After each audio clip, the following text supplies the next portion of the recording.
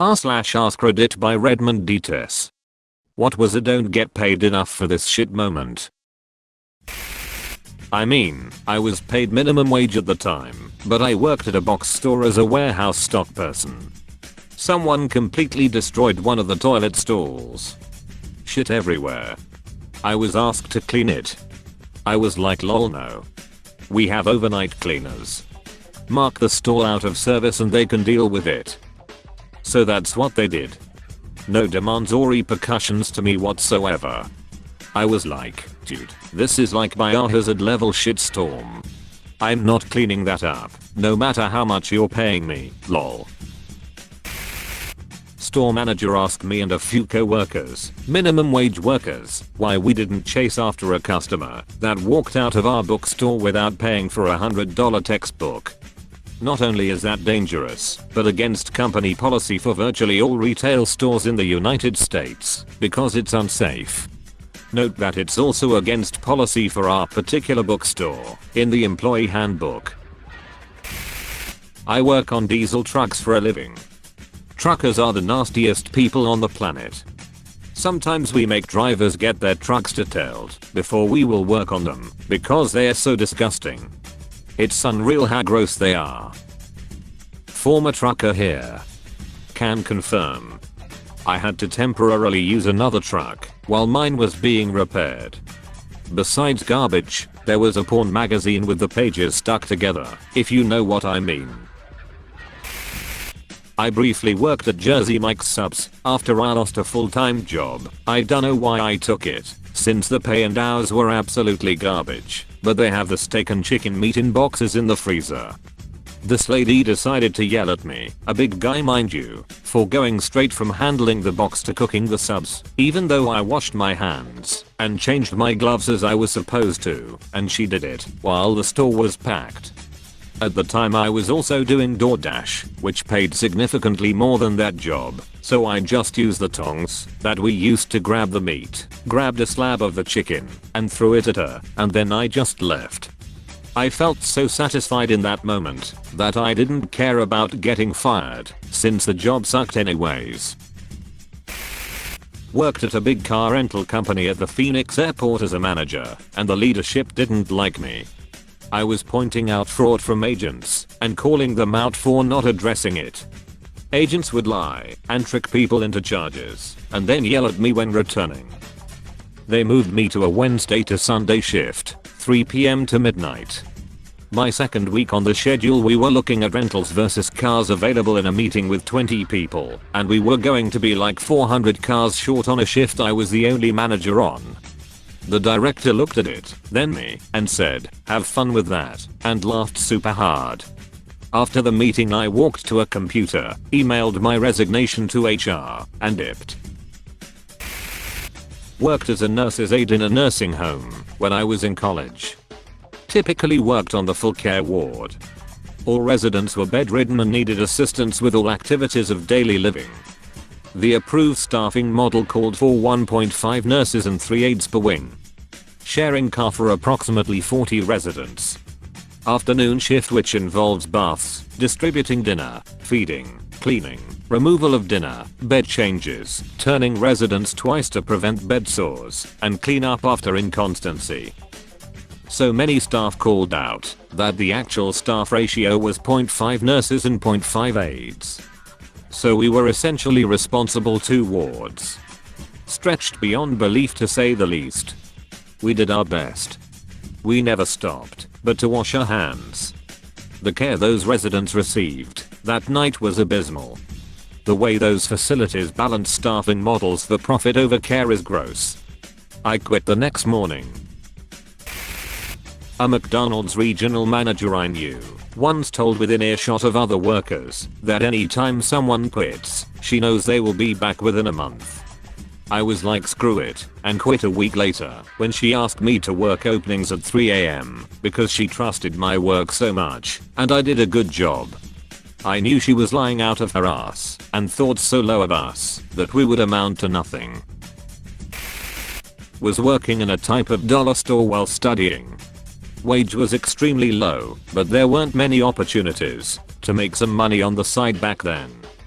My favorite customers were those who seemed financially well off, judging by clothes, makeup, hair, and attitude, but stingy enough to occasionally buy the cheapest trash. They would then make a scene, demand refunds and tons of our time. This store chain was, of course, chronically understaffed. Oftentimes, one employee was supposed to run the whole store, which required to be in 5 places at the same time. One day I was running the store on my own. A woman walked up to me and, quite desperately, asked if her 3-year-old could use the employee restroom. There were no customer toilets and no public toilets anywhere in close proximity. The girl was close to peeing herself, so I had mercy and led her to our toilets. As this was a sensitive area of the store which wasn't actually open to customers, I stayed with them for the 2 minutes this whole thing lasted. When we stepped out into the public part of the store again, I was jumped by one of those well-off ladies.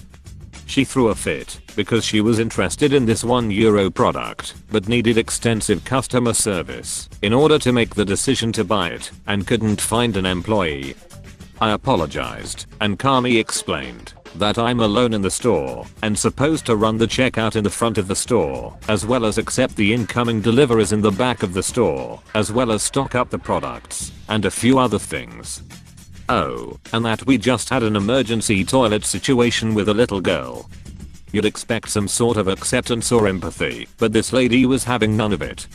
She proceeded to berate me loudly for having the audacity to let a 3-year use the only toilet far and wide. At this point, I just began to cackle. I couldn't help myself. Everything, from this low-wage exploitive job to this selfish well-off woman demanding high-end customer service in this cheap trashy store to a grown-ass human not having an ounce of empathy for a 3-year-old child, was just so absurd. The thought, I don't get paid enough for this shit, was definitely on my mind. Worked in a grocery store as a cashier when I was 17. When I saw people stealing, I always called a supervisor to chase after them. Ain't no way I was heading for that trouble or fight with a thief. Remember, if you see someone stealing food, no you didn't. When someone's screaming at your face at the cash register. I worked for an attorney. It was just the 2 of us in the office. He came in one morning, freaking out because something was wrong with the computer at his house. We turned on the answering machine and locked up the office. Took me to his house. I spent 2 hours sitting on the edge of his bed, reformatting his hard drive because he had got into some porn site loop that he had to get rid of before his girlfriend came home from work. Gross. After that, he started viewing his porn videos in the office. Even grosser. Working in daycare, have a college degree, made a hair above minimum wage. Over COVID, the toy shed in the play yard had been taken over by some junkies. Human waste, trash, and needles everywhere. Management expected us to clean it out. We said hell no, and they had to pay a special biohazard cleanup crew to deal with it. There's a reason I don't work in childcare anymore. Minimum wage. First job at an amusement park. Tiny me trying to change a giant trash bag on a rainy day when suddenly it springs a leak and I'm doused in trash juice.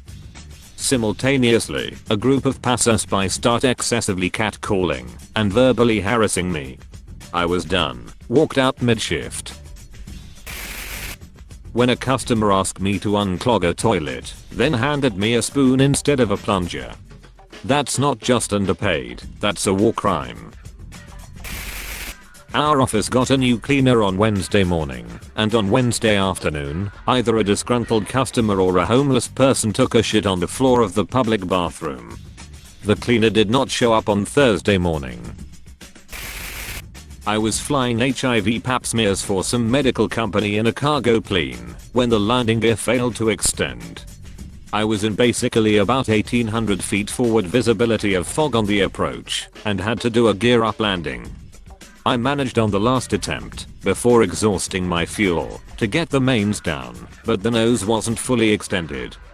On approach, I got the approach lights in the runway environment. At that point I killed the engines and feathered the props to reduce chance of a fire if I were to hit the runway belly up.